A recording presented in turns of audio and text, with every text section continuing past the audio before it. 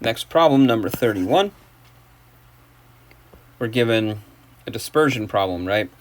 An incident angle of 50 degrees of a beam carrying both red and violet light, and they disperse, like they refract at different angles from the normal. Okay? And we're asked to find the dispersion of these two. And pretty much what that means is we're asked to find the difference in the angle of refraction for each of the red and violet light beams.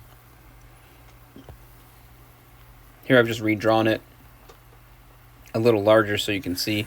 Here's violet, here's red. We'll just say violet has a... I don't know if it's larger, but we'll figure it out, right? Here it refracts at a different angle than that one, and that's the point of that, right? Okay, so we are also told in the problem, angle of the index of refraction for quartz is 1.455 for a wavelength of 660 nanometers, which is red light. We're told the index of refraction for quartz is 1.468 at a wavelength of 410 nanometers, which is violet light. Okay, so they have different indices of refraction, so we have to do this all separately. So we're going to use Snell's law. N air sine 50 degrees, that was our angle of incidence, right? We were told this is 50 degrees, is equal to, let's do the red one first, 1.455, which is N quartz, sine of, we'll call this theta r. It'd be this one here. Okay, so we're just applying Snell's law the same way we've done before. Sine inverse of 1 over 1.455, this is N air, this is the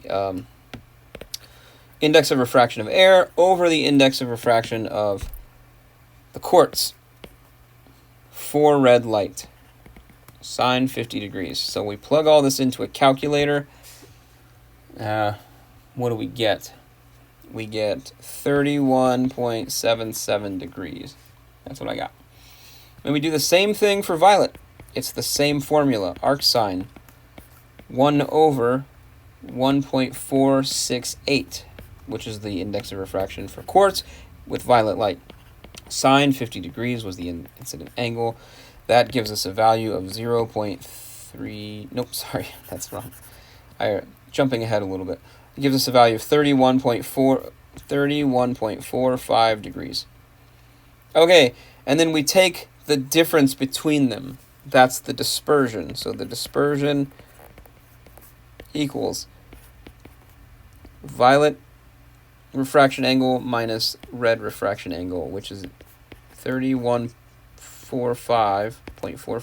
That's kind of hard to read. 0.45 degrees minus 31.77 degrees. That's going to give you a value of 0.32 degrees. That's the dispersion. Next problem, number 36. We're looking at total internal reflection. And we are asked, we're told that there's an angle of incidence of 30 degrees and that the angle of refraction is 22 degrees, right? Okay, we know, oh yeah, we're asked to find the critical angle, sorry. We know that we have a nice formula for this.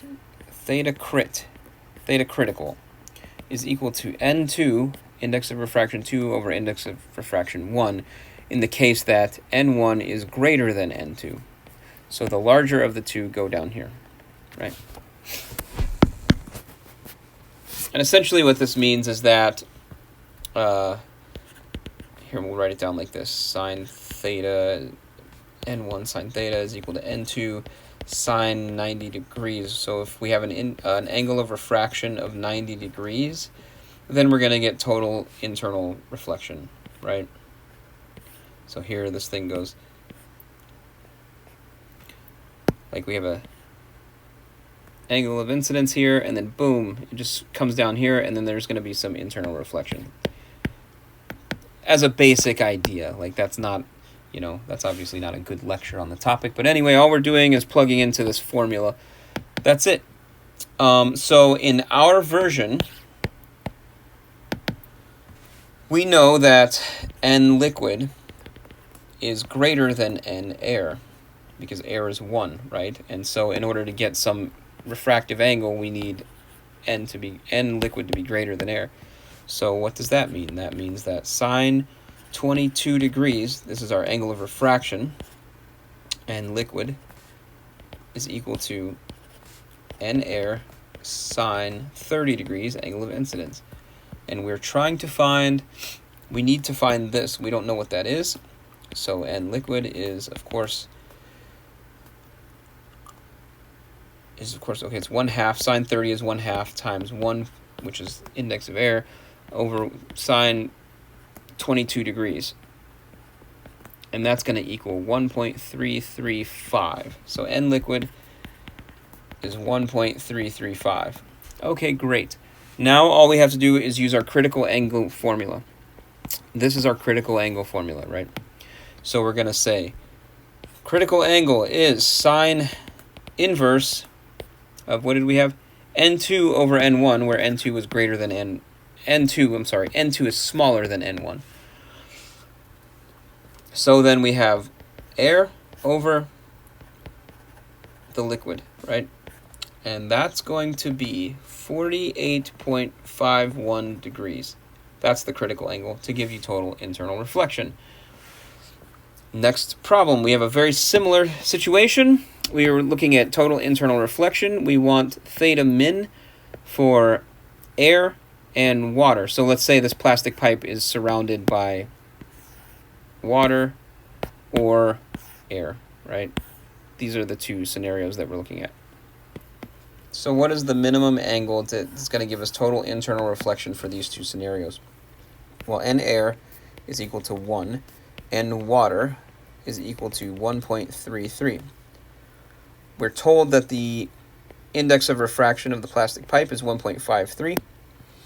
And so then we just plug into our formula again, right?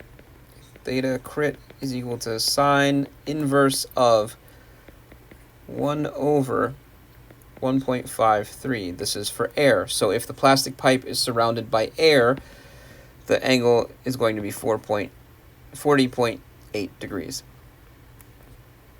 Right? If it's in liquid, it's going to be sine inverse 1.33 over 1.53. That's going to give us 60.6 degrees. And that's pretty straightforward.